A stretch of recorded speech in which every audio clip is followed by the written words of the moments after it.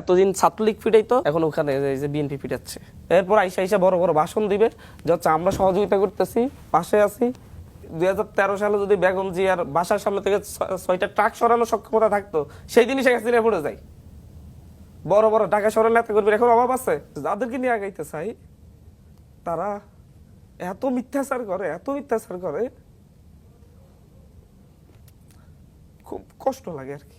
আব্দুল হান্নান মাসুদের কাছে শুনতে চাচ্ছি, বর্তমান প্রেক্ষাপট আমরা মুক্তিযুদ্ধ, ৭১-এর যুদ্ধ, এখন যে ২৪-এর যে আন্দোলন, মানে মুক্তিযুদ্ধের আকাঙ্ক্ষা পূরণের আরেকটা সুযোগ আসছে এবার। আকাঙ্ক্ষা কিন্তু ব্যাপ্তি এবার আরো বেশি। সেটা পূরণ করার ক্ষেত্রে কি আপনি কি দেখছেন সামনে? না, ফ্যাসিস্টের দালালগুলোর বিভিন্ন চেয়ারে বসিয়ে রেখে এই আকাঙ্ক্ষা পূরণ হবে কিভাবে?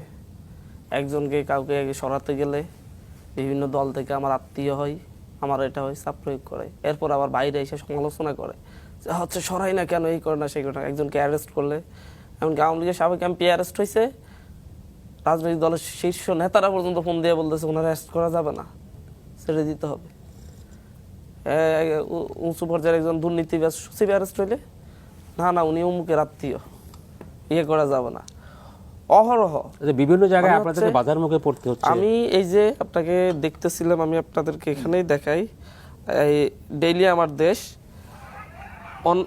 অন্যায়ের প্রতিবাদে বৈষম্য বিরোধী ছাত্র আন্দোলনের বিক্ষোভের মিছিলে অংশগ্রহণকারী চাঁদপুর জেলা বিএনপির নেতাদের হামলা। ডেইলি আমার দেশ লাইভ। মানে শিক্ষার্থীরা কিছু করবে, এতদিন ছাত্রলীগ পিটাইতো, এখন ওখানে এই যে বিএনপি পিটাচ্ছে। কিছু সমালোচনার জবাব দিতে হয়, আমি একটু বলছি, যদিও পার্সোনাল হয়ে যায়। আমি গত পরশু আমার এলাকায় গিয়ে 11 তারিখে আমার এলাকায় গিয়েছি, যে সেখানে অনেক মানুষের জমায়েত হয়েছে।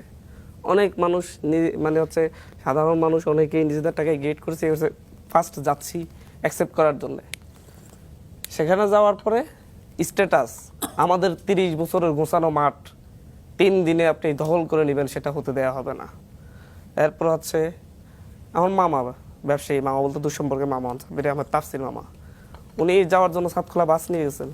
সবাই জানে যে এটা কি, এটাকে ইয়ে করে নিয়ে দেখিয়ে এত টাকার মালিক হলো কোত্থেকে। আমি তো এখানে আপনার এখানেও তো হচ্ছে আপনাদের গাড়ি পাঠানো লাগে আমাকে আসতে হলে, মানে হচ্ছে আমি রিক্সায় চড়তে হয়, রিক্সাওয়ালা জিজ্ঞাসা করে যে হচ্ছে মামা আপনাদের তো রিস্কি, এরপর হেঁটে আসতে হয়। আপনারা আমাদেরকে ঢাকা শহরে সরাসরি দেখেন, মানে হচ্ছে একদম স্পেসিফিক্যালি ধরে ধরে যাতে হচ্ছে আমাদেরকে বিতর্কিত করা যায়, এবং হচ্ছে প্রোগ্রামে আসার ক্ষেত্রে মানুষজন আসতে চাইলে সাধারণ মানুষ তাদেরকে বাধা দেওয়া হয়, হুমকি দেওয়া হয়। কারা করছে এটা?